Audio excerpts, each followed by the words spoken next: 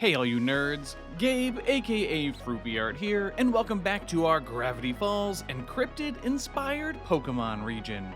In the previous episode, you followed McHadron down some amber mines and into the tropical cenote, where prehistoric Pokémon still thrive. You've snuck up on some Cypher Squad goons who are harvesting strange materials.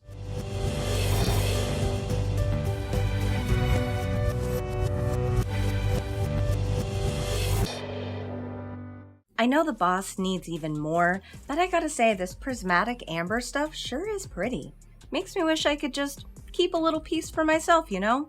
As a souvenir for visiting this dinosaur-infested cenote. Yeah, I wouldn't even risk it.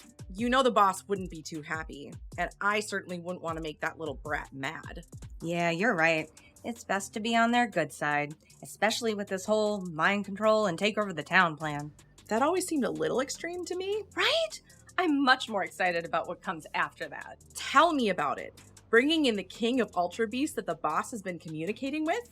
Makes me wish I had the boss's psychic powers and could get instructions directly from it. Help bringing in this new age. Well, we just need to get the portal instructions from the second book. Unfortunately, that worthless professor always has it on him. All right, I've heard enough.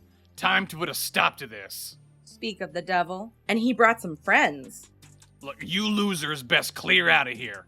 Tell you what, we'll definitely do that, but you'll have to give us something in return. We know you have Journal 2 on you right now.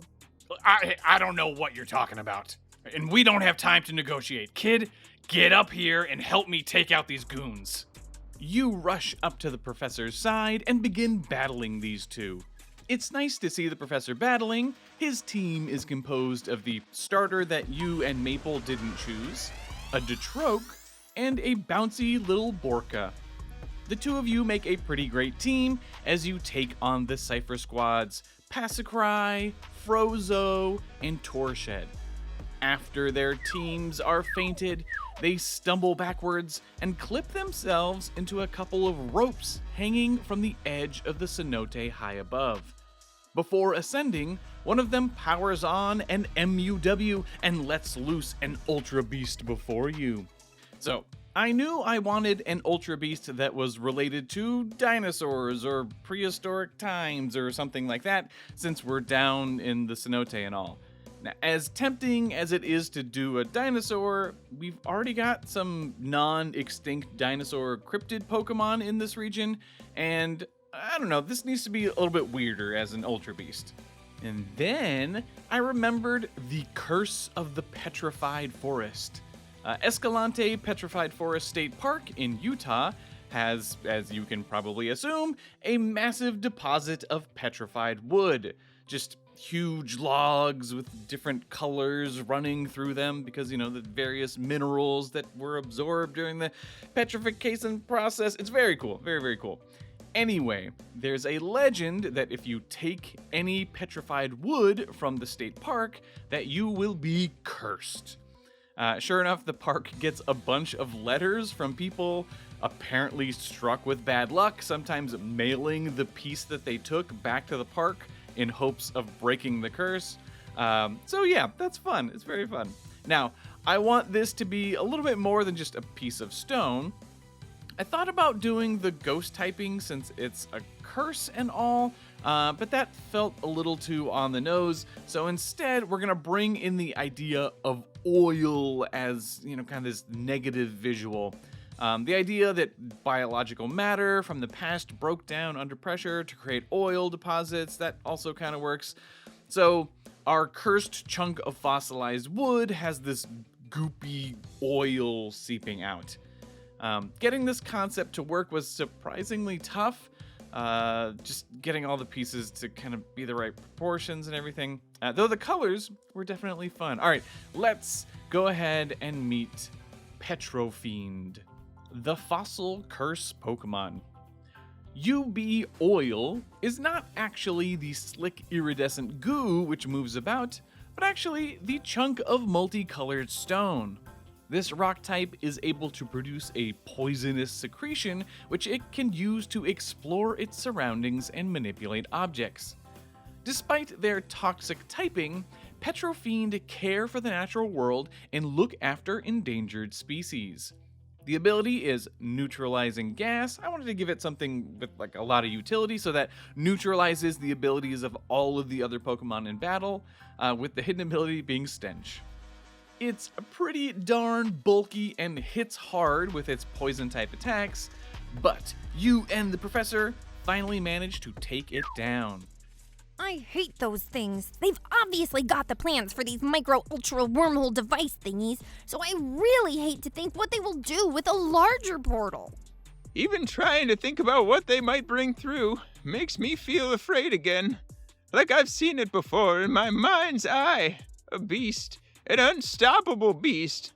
One eye, three sides. When it comes, all dies. Well, that's certainly ominous. Oh, I wish we could just zip up this wall after them. You head over to the cables that they ascended up and examine them. As you do, the Rotom Shift in your pocket whirs to life. Rotom Shift, analyzing data, bleep, blorp, boop, new Ascension function added. You and Maple pull out your devices and let them shift into their new form. Oh, heck yes! Grappling hook! You fire upward and all group together to make the climb. You zip upward, and it's mere moments before you are pulling yourselves over the lip of the cenote and onto the hard desert dirt beyond. Unfortunately, you are immediately met by some very displeased officers, Blurlin and Dubs. They pull Professor Pines aside and slap handcuffs on him. Hey, what's the big idea? We've been trying to get a hold of you. We just found out that you've got quite the record, Mr. William Pines. So you're under arrest. We're just grateful that someone tipped us off not only to the many crimes you've committed, but also where we could find you. Stepping out from behind the officers, Glee is beaming. Oh, I just wanted to help you uphold the law is all. Oh, and officers, on top of all the atrocities this fugitive has committed, he also stole my library book. Would you mind getting that back to me, too? Sure thing, Lil Glee. You're the best. The officers yank a journal, quite similar to your own, away from Professor Pines. No, you don't understand. You can't give that little monster that book. Wanting to keep a young child from furthering their education? I don't know what this book is, but Glee deserves to get it back. Officer Dubs thumbs through the pages quickly, obviously not aware of the journal's contents, but you can see clear diagrams for building a massive wormhole device. And anyway, you're coming with us back to the station, Professor. With that, they toss the professor into the back of their cop car and help Glee into the front seat, and then they drive away. That was unfortunate. Well, no time to waste. Let's cross this desert and get our Grunkle back. They've got the wrong guy. We'll be able to prove that he's innocent for sure.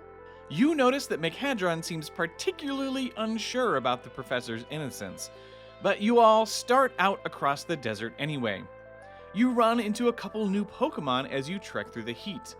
The first of which is digging tunnels through the sand and pokes its head out at your feet to investigate you. Alright, time for a classic Asian cryptid, the Mongolian Deathworm. Such a hardcore name for what is essentially just a big old worm with scary teeth. This is going to be a 2-stage line, and it won't start out too big. Now, I had an idea of what the head would look like, but the body took me a while to figure out, until I realized it would be quite cute to give it this big belly where it stores water. It's supposed to look like it's like a little jiggly. That'll come off a little bit better when we animate it. The line will be a fast but frail mixed attacker. The colors came together pretty easy.